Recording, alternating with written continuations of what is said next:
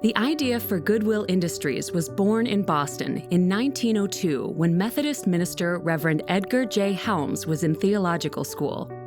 He was appalled by the conditions faced by the recent wave of Europeans arriving to America and how there was little being done to assist them in finding employment to take care of their families.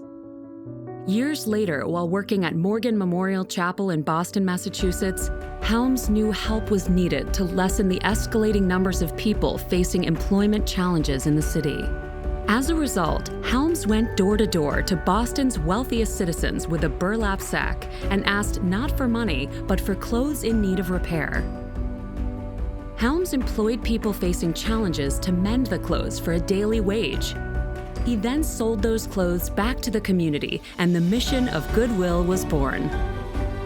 Through his efforts, Helms learned there was more dignity in receiving a hand up, not a handout.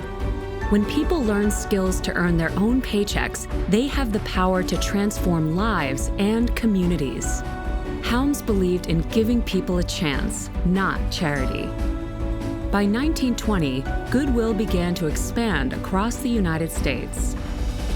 When the stock market crashed in 1929, local Goodwills stepped in to provide clothing and other goods to thousands of people in need.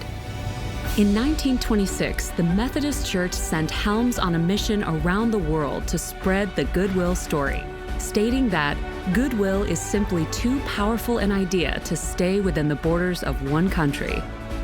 During World War II, local Goodwills assisted the war effort by not only putting people to work at home, but also collecting donations and goods that could be turned into equipment for the Army. In 1942, Helms passed away, leaving his wife Grace and 12 children to continue the Goodwill mission he had started 40 years earlier.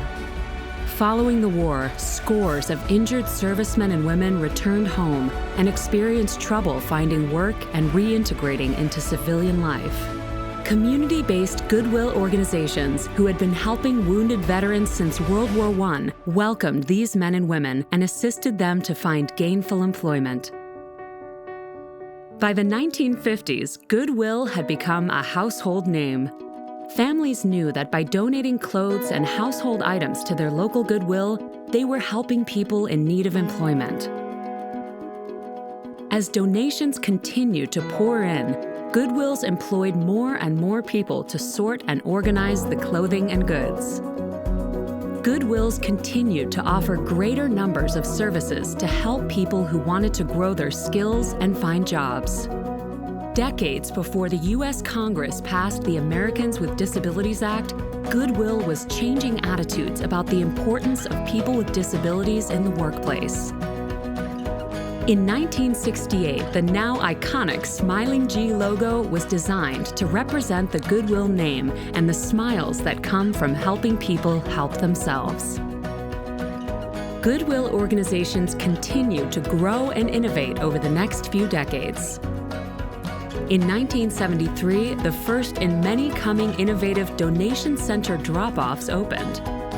By 1999, ShopGoodwill.com, an online auction site featuring items donated to and posted by Goodwills, was launched across the network.